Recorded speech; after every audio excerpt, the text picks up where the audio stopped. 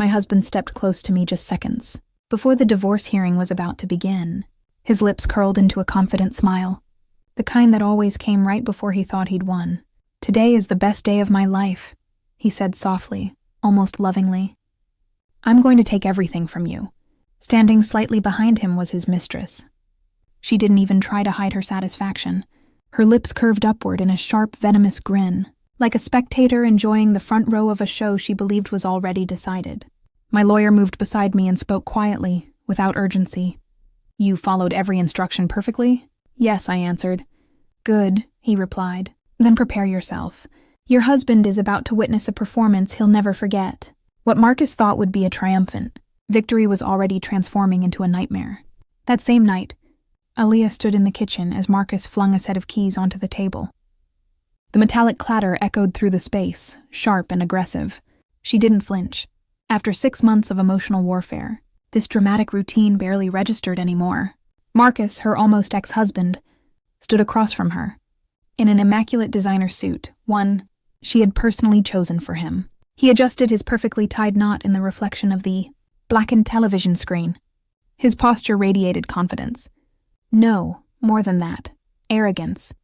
"This ends tomorrow," he said, eyes still locked on his reflection. "I hope you've already packed. I'm not waiting for you to box up your junk after court. The condo is mine. We discussed this." Aaliyah lifted her glass and took a slow sip of cold tea. She was 32 years old, yet in that moment she felt ancient and wiser than she had ever been. "We didn't discuss anything, Marcus," she replied calmly. "You talked. I listened. Those are not the same thing." He laughed. That familiar smirk appeared, the one she once found charming, even attractive.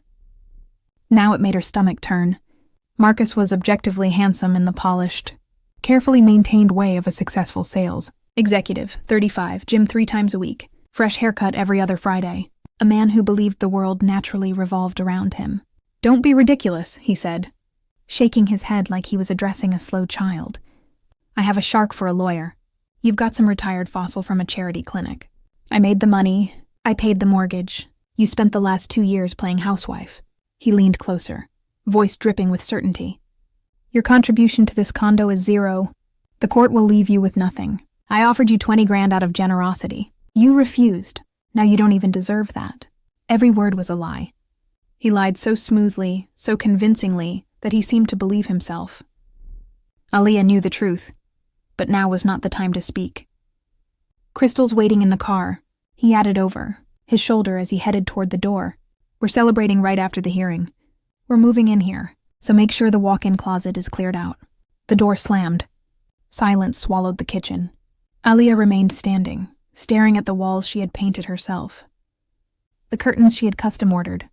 The dining table where they once spoke, about children and a future that no longer existed. Marcus thought he knew her. In his mind, she was quiet, predictable, boring. A harmless little accountant who baked pies and balanced checkbooks. What he forgot, what he never understood, was that an accountant isn't just someone who counts numbers. An accountant sees patterns, tracks movement, knows where money disappears, and where it's hidden.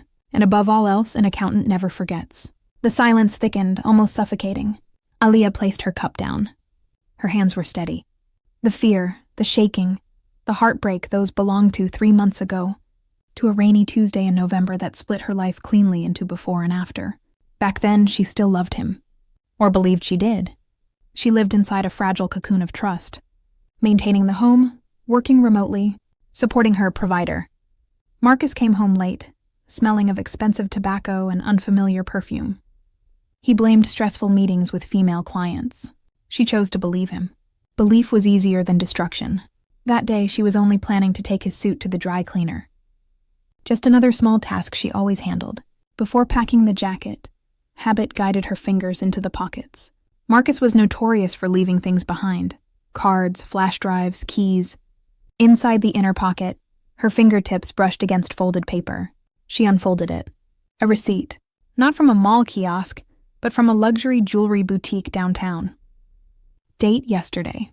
Time 2:30 p.m. Total, $5,000. Item, gold bracelet with topaz stones. Her knees buckled. She sat down hard. Yesterday at 2:30, Marcus had texted her. Buried at work. Meeting with the CEO. Don't wait up. He had promised movie night. Instead, he bought jewelry. Her first instinct was rage. To scream, confront, shatter illusions.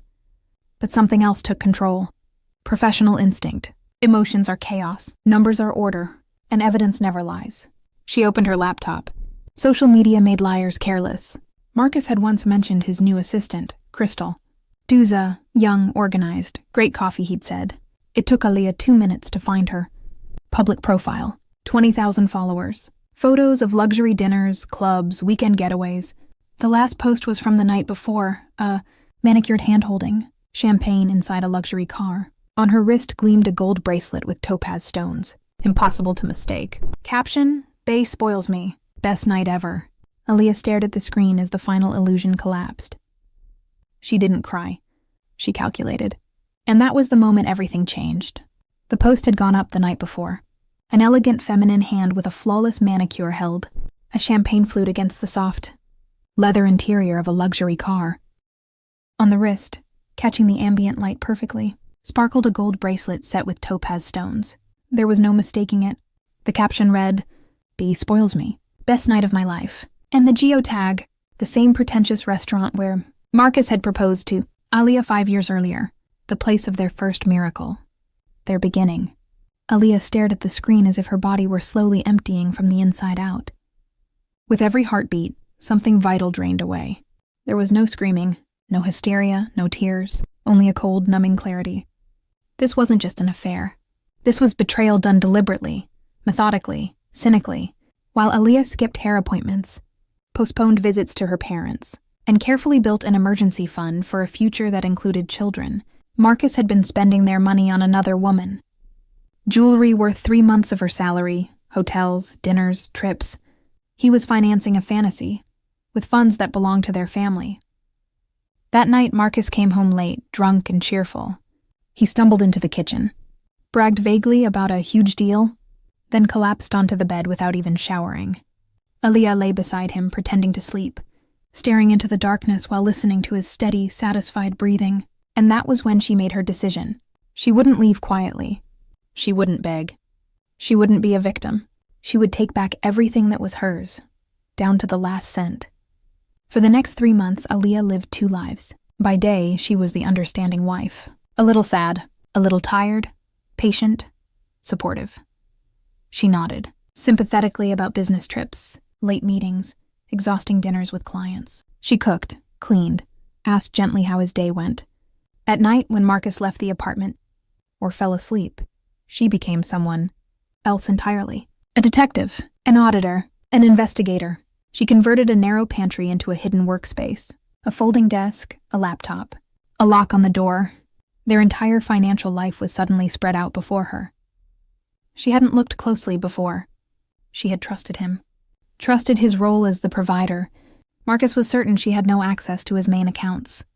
He'd changed passwords, enabled 2-factor authentication. Naive. He'd forgotten that all credentials were stored and encrypted. Cloud backups, accessible through the household. Tablet permanently sitting on the kitchen counter. He also underestimated something else. Aaliyah had studied him for years. His habits, his routines, the tiny inconsistencies in his stories. She knew him better than he knew himself. She began her work calmly, ruthlessly. The first thing she did was open a new Excel file. She named it Balance of Justice. Tabs followed one by one. Real estate.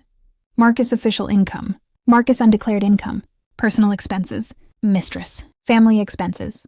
This wasn't anger-driven revenge. This was calculated. She started with the mortgage. Marcus loved to repeat, "I pay for the condo." "You're nobody here." Aaliyah pulled the old statements.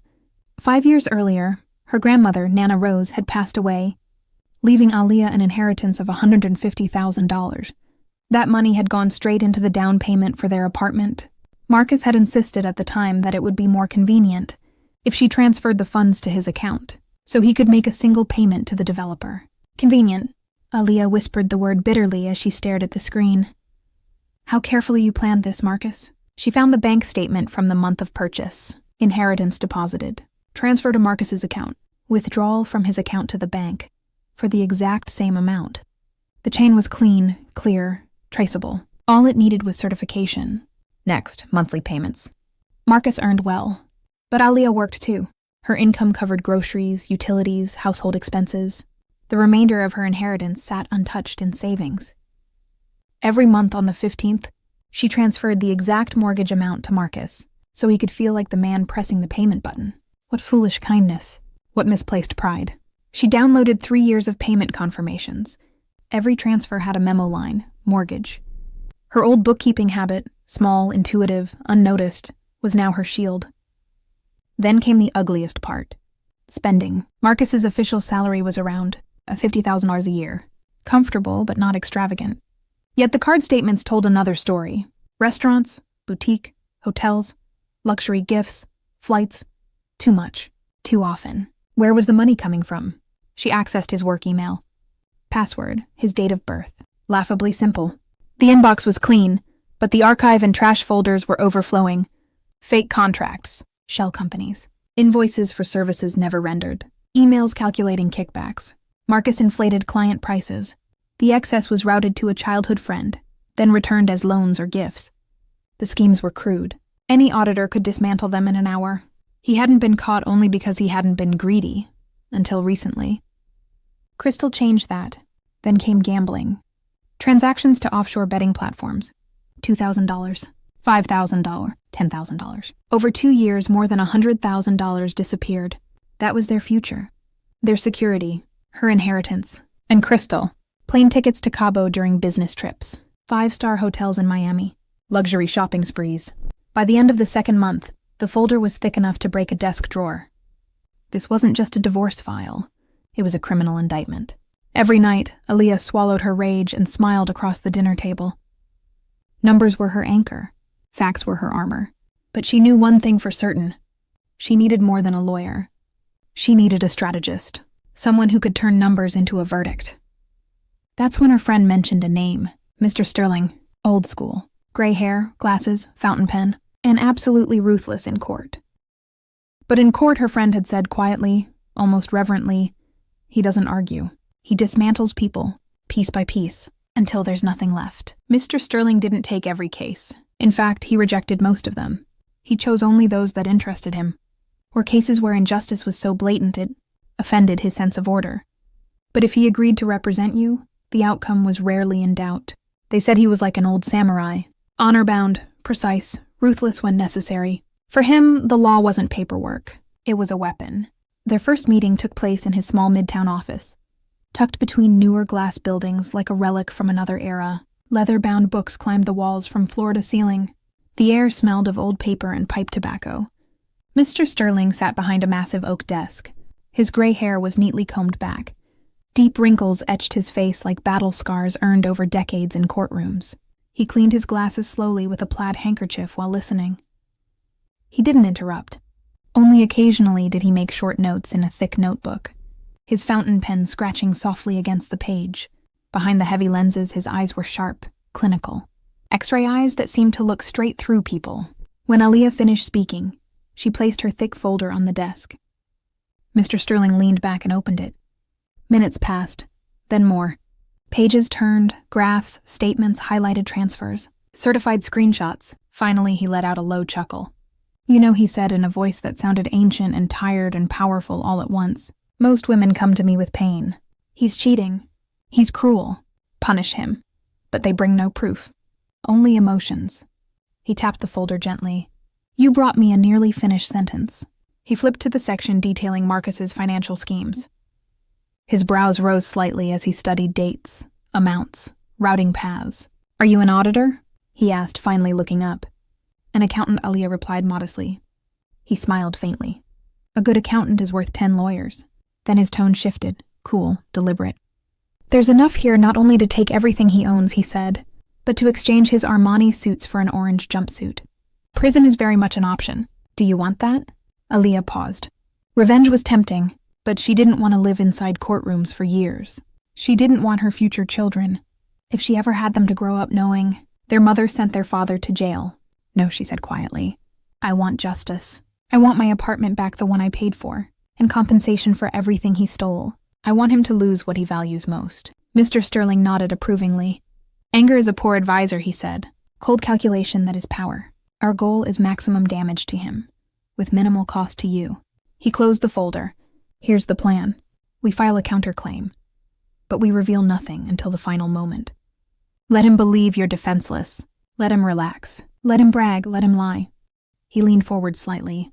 Arrogant men always destroy themselves when they think they've already won. For a month they rehearsed every detail, every word, every reaction. He will provoke you, Mr. Sterling warned. He'll humiliate you. Then he'll try pity, then fear. He may even bring the mistress to hurt you further. Alia listened carefully. Your task, he said, is to be a stone wall. Look at him like he doesn't exist. He must realize on his own that he's finished. She memorized every instruction. She wasn't an actress, but these months had changed her. She was no longer a naive wife. She was a warrior, and her weapons were numbers. Late that night, Alia checked the time. Past midnight. Sleep was impossible. Adrenaline coursed through her veins. She dialed a number. He left? She asked calmly, surprised at how steady her voice sounded. Yes, Mr. Sterling replied cheerfully. Absolutely convinced he's won. Already planning tomorrow night. I have the folder, Alia said. Everything is ready. Excellent, he said. Get some rest. Tomorrow will be long but beautiful. A day of justice. She hung up and smiled for the first time that day. It wasn't warm. It was anticipatory. Marcus wanted a show. He was about to become the main act and the laughingstock. The morning of the trial was gray. Heavy clouds hung low over the city. A fine drizzle coated the streets. To Alia, it felt like a perfect day. She woke at 6, took a cold, hot shower, washing away the last traces of fear. No mourning colors. No victim's costume. She chose a navy blue sheath dress. Sharp, professional, controlled. Hair pulled back neatly. Minimal makeup. Calm eyes. Steel inside. You can do this, she told her reflection. Truth and numbers never fail. Folder in hand. She walked to her car, an old but reliable Honda she'd bought before the marriage. Unlike Marcus, it had never betrayed her. She started the engine and drove toward the courthouse, into a gray city that was about to witness the collapse of a man who thought he was untouchable. The courthouse greeted Alia with a low, restless hum, voices overlapping, footsteps echoing, the stale smell of old paper, dust, and burnt coffee drifting from a vending machine near the elevators. People moved back and forth with tense faces. Some carried hope. Others carried quiet despair. A few already looked defeated. Alia arrived early, as she always did. Mr. Sterling was waiting near the entrance to courtroom number 4, calm and immovable, like a stone statue that had always belonged there. He shook her hand firmly. How's your mood? He asked. Focused, she replied. Even eager. That's exactly right. He nodded. Remember, no words without my signal. Let him talk. Every sentence he speaks will become another nail in his coffin. They climbed the stairs to the 2nd floor. Marcus was already there. He looked as if he were attending an awards ceremony or his own wedding, not a divorce hearing. A perfectly tailored dark blue suit, crisp white shirt, expensive cufflinks catching the dim hallway light. He radiated confidence, ownership, victory. Clinging to his arm stood Crystal. She was 24, but thanks to Marcus's money, stylists, salons, cosmetic procedures, she looked older, flashier, more expensive. Still, money couldn't buy taste. Her skirt was too short, her neckline too deep for a government building. Her red lipstick screamed defiance rather than elegance. Crystal looked at Alia like a conqueror surveying conquered land, like the rightful owner of the moment. When Marcus noticed his wife, his face lit up with a predatory grin. He stepped forward deliberately, pulling Crystal with him, eager for an audience. Well, look at that, he said loudly, making sure everyone nearby heard. An elderly woman clutching tissues, a man nervously flipping through documents. Did you come to surrender, or did you finally come to your senses? This is your last chance. He stopped inches from Alia, towering over her. He smelled of expensive cologne, the one she'd given him for their anniversary 3 years ago. Once comforting, now nauseating. Today is the best day of my life, he said slowly, savoring every word. I'm taking everything from you. The condo, the accounts, the car. You are nothing without me, Alia. Empty space. He leaned closer. A gray little mouse with a calculator. Who needs you in your 30s? You've got nothing except some ancient lawyer who can't save you. Crystal giggled, covering her mouth, deliberately flashing the same topaz bracelet. Oh, Marcus, don't be cruel, she cooed sweetly, venom hidden beneath sugar. Maybe leave her the old sofa. It won't match our new Italian bedroom set anyway. White with gold, remember? That couch would look cute in her mom's apartment. Marcus laughed loudly. Fine, take the sofa. Actually, no. I'll sell it too, out of principle. You won't get a single dollar. You'll work till you're old, balancing debits and credits. Aaliyah didn't react. Not a twitch. Not a blink. Once, those words would have shattered her. Today, they were just noise, static in the wind. She wasn't looking at her husband anymore. She was looking at a failing asset, a distressed account ready to be written off. She saw the cracks beneath his arrogance, the insecurity, the desperation hiding behind bravado. She said nothing. Her silence unsettled him. Marcus wanted a scene, tears, rage, anything to feed his ego. But he saw only a calm, impenetrable wall. His smile began to fade. Mr. Sterling cleared his throat gently. Your confidence, young man, would be better invested elsewhere, he said evenly. Save your voice. You'll need it shortly to explain yourself. Marcus sneered. Ah, yes, the savior of the hopeless. Enjoy filing appeals, old man. My lawyer knows the judge personally. Congratulations, Mr. Sterling replied dryly. Connections are useful. Evidence is better. At that moment, the courtroom door opened. A clerk announced indifferently, Thorne versus Vance. Please enter. Inside, the courtroom was small and stuffy. The carpet was worn thin, the wooden benches hard. Faded state symbols hung on the walls like forgotten witnesses. The air was heavy with anticipation. The judge, a woman in her 50s with sharp eyes behind glasses, took her seat and struck the gavel. Marcus's lawyer, Bradley, rose immediately. Slick, confident, smiling too easily. Your Honor, he began theatrically, pacing. This case is painfully simple. A non-working spouse attempting to profit from the success of a hard-working, talented husband. Marcus leaned back, satisfied. He truly believed he had already won, and that belief was about to destroy him. My client, Marcus Thorne, the lawyer began confidently, is a successful businessman, head of sales at a major company, and the primary breadwinner of this family. Bradley paced slowly in front of the bench, his voice smooth, rehearsed. In recent years, his income has exceeded his spouse's many times over. The property in dispute, a 3-bedroom condo in Buckhead, was purchased with a mortgage. Every single payment was made exclusively from my client's salary. He paused, theatrically sweeping his gaze across the courtroom, as if expecting applause from the few tired observers on the benches. The defendant, Aaliyah Vance, has barely worked for the past 2 years, he continued with thinly veiled contempt. She was engaged in, so to speak, household activities. Cooking soup, maintaining order. Admirable, of course. Your Honor, but hardly a financial contribution. To real estate worth over $500,000. Marcus leaned back in his chair, hands folded, nodding along with a smug smile. This was exactly the story he liked to hear. We therefore demand an equitable division of property in the proportion of 80-20. In favor of my client, Bradley said, raising his voice slightly. Alternatively, a full transfer of the apartment to Mr. Thorne with minimal compensation to the spouse. He didn't stop there. All funds currently held in my client's accounts are his personal earnings, acquired through hard work and talent, and therefore not subject to division. Additionally, Mr. Thorne is prepared to assume full responsibility for the car loan purchased for the family. Marcus smiled wider. In his mind, the verdict was already written. Outside the courtroom, Crystal was likely scrolling through furniture catalogs, imagining white walls, gold accents, and a master bedroom that would finally be hers. The judge wrote something quickly, her pen scratching against the paper. Then she stopped, removed her glasses, and looked toward the defense. Defense, she said calmly. Do you object? Do you acknowledge the claim? Aaliyah felt her heart rise into her throat, but her face remained perfectly still. No fear, no reaction. Slowly, deliberately, Mr. Sterling stood. He adjusted his glasses, opened the thick folder in front of him, and removed the first set of documents. His movements were precise and unhurried, like a surgeon preparing for an operation. Your Honor, he said, his voice firm and clear, instantly commanding the room. We categorically reject the plaintiff's position.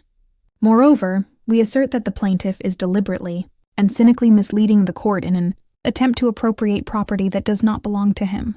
Marcus snorted loudly. Bradley rolled his eyes and sighed theatrically, as if bored by amateur theatrics. We have filed a counterclaim. Mr. Sterling continued calmly, ignoring them entirely. It is supported not by emotion, but by irrefutable, properly certified documentation. He lifted the first document and handed it to the bailiff, who passed it to the judge. Without looking, he slid a copy toward Marcus's lawyer, Exhibit A, he said evenly, a bank statement from Aliyah Vance's personal account. He waited until the judge was looking directly at the page. 5 years ago, 1 month before the condo was purchased, Ms. Vance received an inheritance following the death of her grandmother, Rose Johnson. The amount, $150,000. He paused.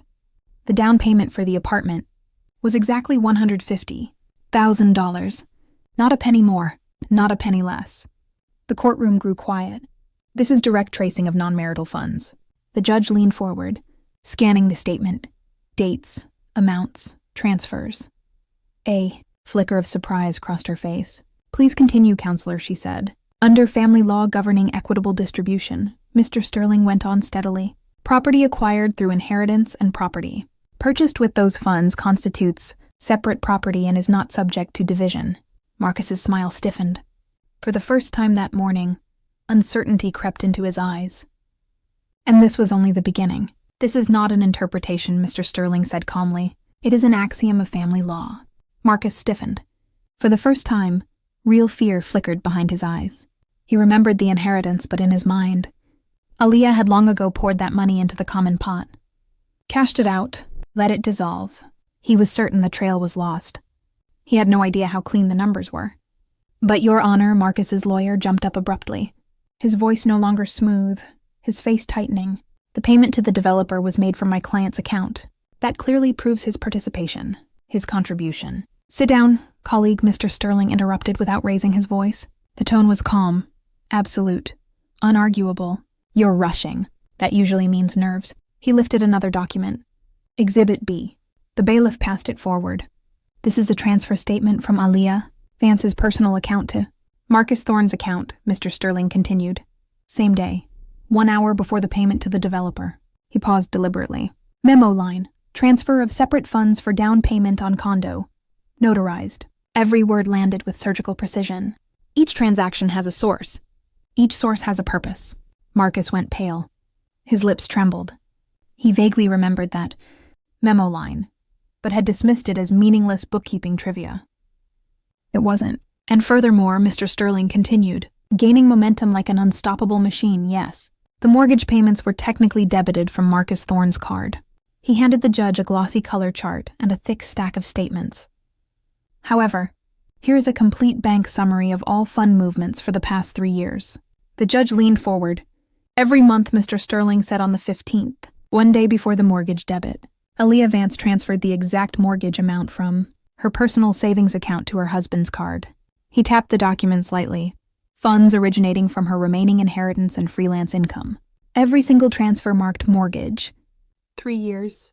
Not one missed payment. The courtroom was silent. This is not testimony, he added.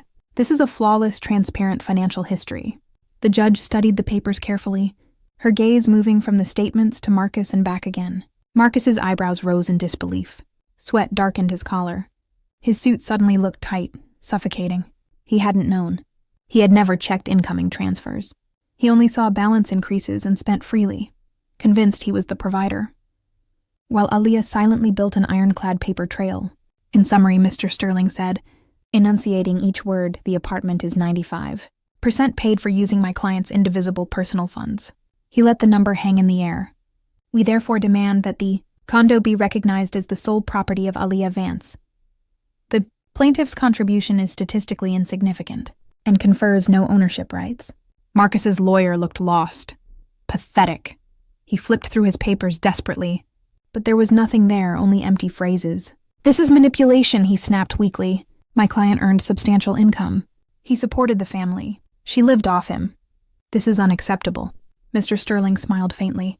Oh, he said softly, now we arrive at the most interesting part. He turned another page. Let's discuss exactly how the plaintiff supported the family. Aliyah looked at Marcus. He had gone gray. His hands trembled on the table. He had always known she was an accountant, but he believed she was harmless. Too simple. Too trusting. He had been catastrophically wrong. Your Honor, Mr. Sterling said, lifting a thicker bundle of papers bound with twine.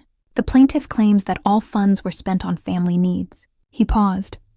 An independent audit of his banking activity over the past 2 years, conducted by my client, shows a very different reality. He began to read. Regular transfers to offshore betting platforms, Bet365, DraftKings.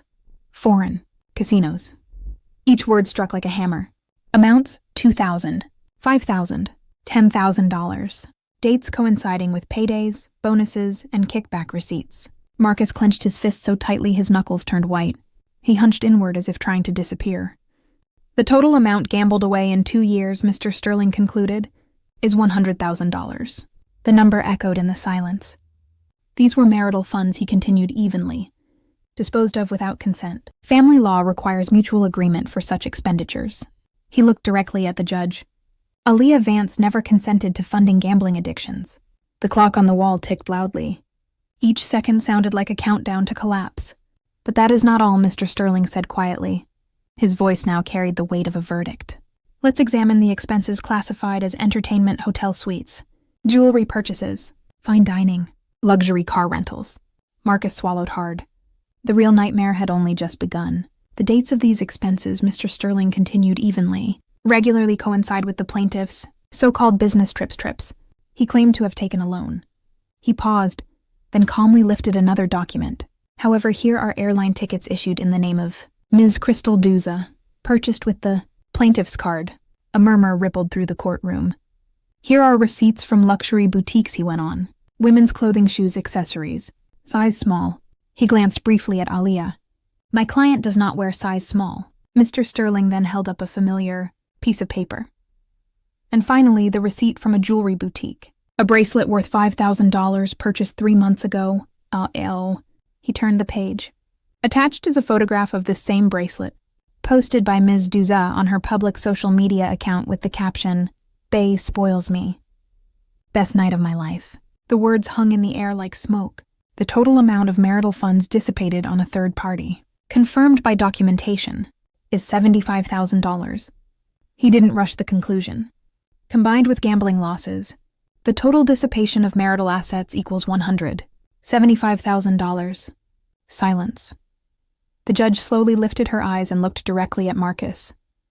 There was no sympathy there, only cold, professional contempt. Plaintiff, she asked calmly, can you explain these expenditures? Do you admit to spending marital funds on gambling and third parties, thereby damaging the family's financial interests? Marcus tried to stand. His legs failed him. He leaned heavily on the table, face slick with sweat. These were entertainment expenses, he shouted hoarsely. For work. Clients need to be entertained. It's an investment in the company's image. Mr. Sterling didn't raise his voice. Clients are entertained by purchasing diamond jewelry? He asked dryly. And by sharing hotel rooms in Cabo? By wearing size-small clothing? He tilted his head slightly. Do you believe the court is naive? Marcus's lawyer stared down at the table. He didn't move. He didn't object. He knew it was over. Worse, he could feel danger creeping toward him personally. One more point, Your Honor, Mr. Sterling said quietly, unpleasant, but necessary for a complete picture. Aaliyah lowered her eyes. This was the hardest part. This wasn't just about divorce anymore. This was about burning down Marcus's reputation in public. But without this, there would be no justice. As a professional auditor, Mr. Sterling continued, my client analyzed not only the plaintiff's expenses, but also his actual income as reflected in joint tax filings. He lifted another stack of documents. We discovered that Marcus Thorne used his personal accounts to route company funds, kickbacks from suppliers, shell companies, so-called gray schemes. The judge leaned forward. Portions of these funds remained with the plaintiff, Mr. Sterling said. Others moved further down the chain. Taxes, naturally, were never paid. He placed notarized screenshots on the table. This is his shadow bookkeeping carelessly stored in a household cloud account. Every transaction documented. Every amount traced. Marcus's lawyer collapsed back into his chair, covering his face with both hands. He understood now. This was no longer a simple divorce. This was a criminal portrait. We are not asking the court to initiate criminal proceedings, Mr. Sterling added, his voice controlled but triumphant. That lies outside this court's jurisdiction. He paused deliberately. These materials have already been forwarded to the plaintiff's employer for internal review. Marcus's breathing turned shallow. We ask only that the court recognize the reality, Mr. Sterling concluded. The income the plaintiff boasts about was partially illegal. The legal portion was squandered on gambling and a mistress. Meanwhile, the family survived on Aaliyah Vance's inheritance and her freelance work. He closed the folder. The plaintiff did not support the family. He drained it. He did not support the family, Your Honor, Mr. Sterling concluded calmly. He bankrupted it. The judge slowly set the documents aside. She removed her glasses and rubbed the bridge of her nose, as if physically pushing away the filth she had just reviewed. She didn't need long deliberation. The picture was painfully clear, dirty, vulgar, and undeniable. The court will recess for 20 minutes to issue a ruling, she said coldly. Her tone carried no mercy. When she left the courtroom, a heavy silence fell. Marcus's lawyer leaned toward him, whispering furiously, waving his hands in sharp, agitated motions. He was clearly scolding him, too late, too useless. Marcus didn't hear a word. His eyes were locked on Aaliyah. In them was raw terror, the look of a trapped animal finally realizing the size of the snare. What have you done? He whispered hoarsely across the aisle. You destroyed me. Do you even understand what you've done? Aaliyah calmly gathered her papers, closed the folder, and slipped it into her bag with measured precision. No, Marcus, she replied quietly. You destroyed yourself. I only balanced the books, debits and credits, and you ended up deeply in the red. She didn't raise her voice. She didn't need to. The ruling, when it came, sounded like hammer strikes, each one sealing the coffin of Marcus's former life.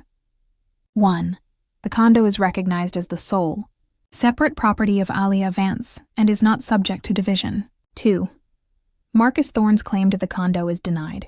He is awarded the old television and microwave purchased with joint funds. 3. All claims regarding division of bank accounts are denied in full. 4. The counterclaim for dissipation of marital assets is granted. Gambling losses and spending on a mistress are recognized as harmful to the family. Marcus Thorne is ordered to pay Aaliyah Vance $87,500. 5. The vehicle purchased on credit remains with Marcus Thorne, along with full responsibility for the outstanding loan. Marcus walked out of the courtroom on legs that barely held him. His eyes were hollow. His mind rang. No condo. Nearly $90,000 owed. A car loan he couldn't escape. No savings. No safety net. In the corridor, Crystal hurried toward him, heels clicking sharply. She was annoyed, exhausted from waiting. What took so long? She snapped. We're going, right? I booked a restaurant. Reservation's only good for another 30 minutes. What happened with the apartment? Did they give it to us? Marcus looked at her as if seeing her for the first time. Not a lover, but one of the many causes of his collapse. We lost everything, he said dully. What do you mean, lost? She froze. They didn't give us the condo? Fine, we'll rent. What about the money? You said there were accounts. Millions. There's no money, Marcus said flatly. I owe her almost $90,000. The apartment is hers. Everything is hers. I'm broke. Crystal took a step back. Her face twisted, love evaporating instantly, replaced by naked disgust. The mask fell instantly, right along with the illusion of love. The moment the smell of money vanished, Crystal's expression changed. What stood before her was no longer a source of luxury, but a problem. You owe $90,000? She hissed. Are you out of your mind? Her voice rose, sharp and cruel. You promised me paradise. Cabo, diamonds, a condo downtown. And what do you have now? Debts and a box of clothes. You ruined everything. Before Marcus could answer, his phone rang. The cheerful ringtone he had set for his boss sliced through the corridor like a funeral bell. His hand shook as he pulled it from his pocket. Mr. Henderson, CEO. Marcus swallowed hard and pressed accept. Hello, Mr. Henderson. The voice on the other end was quiet, flat, ice cold. Marcus, the CEO, said, I just received a very interesting file from your ex-wife. Wire transfers. Fake contracts, kickbacks, laundering schemes. Marcus felt the floor tilt beneath him. I spot-checked 2 deals, the voice continued. Everything checked out. Even worse than I expected. The corridor seemed to close in. The ceiling pressed down. Marcus struggled to breathe. Sir, I can explain, he stammered. It's a mistake. I was set up. You'll explain to the IRS and the fraud division if I decide to escalate this, the CEO interrupted calmly. You stole from the firm.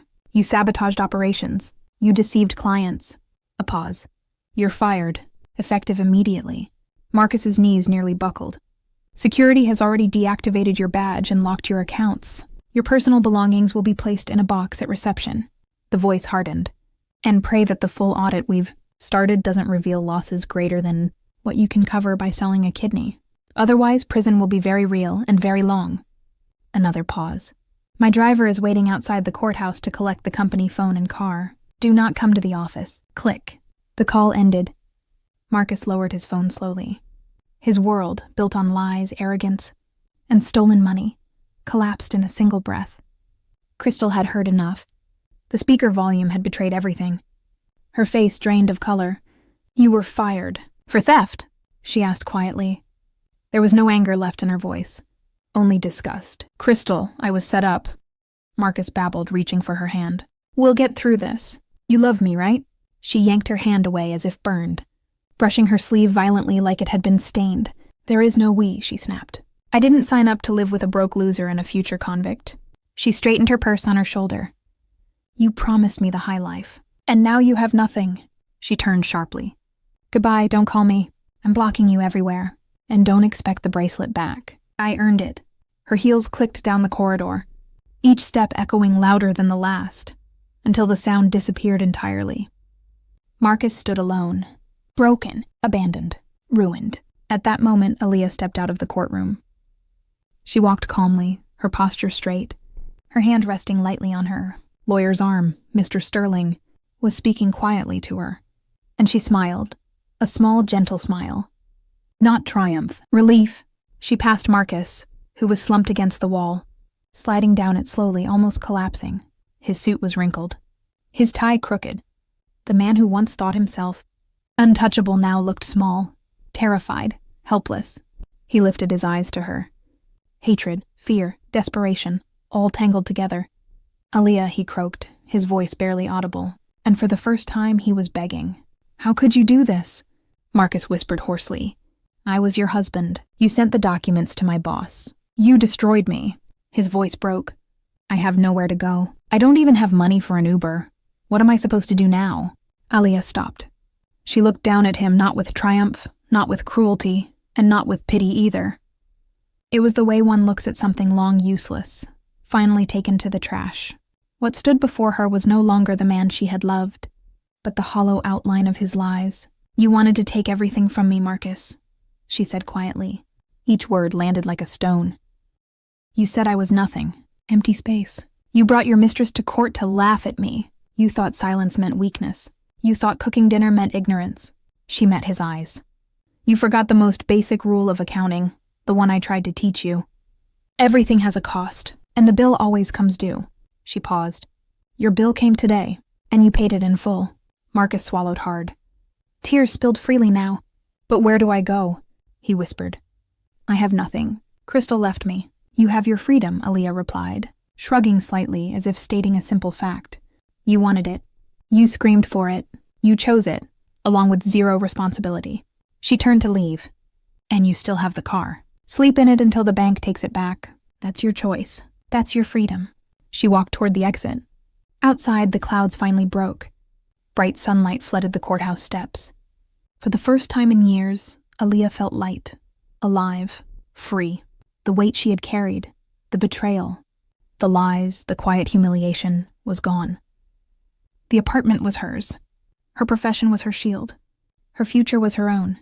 The past remained behind, in a dark courthouse corridor, alongside a man who never understood what he had lost chasing shiny illusions and borrowed pleasure. Aaliyah stepped into the fresh air. Rain-soaked asphalt smelled sweeter than any perfume. A light breeze lifted her hair. The sun warmed her face. Mr. Sterling stopped beside her and shook her hand. "Excellent work, colleague," he said with a wink. "If you ever want to change careers, I'd take you on as an associate. That level of discipline and precision is rare." Aaliyah laughed, lightly, freely. A laugh without bitterness. "Thank you," she said. "But I prefer numbers. Unlike people, they don't lie. They don't betray. They always lead to the truth." She walked to her car. That evening, she wouldn't cry. She would buy a good cake, maybe open a bottle of white wine, brew fresh tea, sit in silence, in her own safe apartment, free of lies, betrayal, smells, and fake smiles. Only herself. And freedom. Behind her, Marcus remained in the corridor. People passed by. Lawyers, judges, clerks. Some glanced briefly at the once confident man now crouched against the wall, clutching his head, rocking back and forth. An hour earlier, he believed he was untouchable. But life, like the strictest, most incorruptible chief financial officer, had closed the books. The balance didn't reconcile. His personal bankruptcy was total. If you enjoyed this story and want to hear more real-life justice tales, subscribe to the channel. If you'd like to support the work, super thanks means more than you know. And tell me in the comments which city are you watching from? And what time is it there? I've added 2 more stories on the screen just for you. Click one and stay with me a little longer. Much love.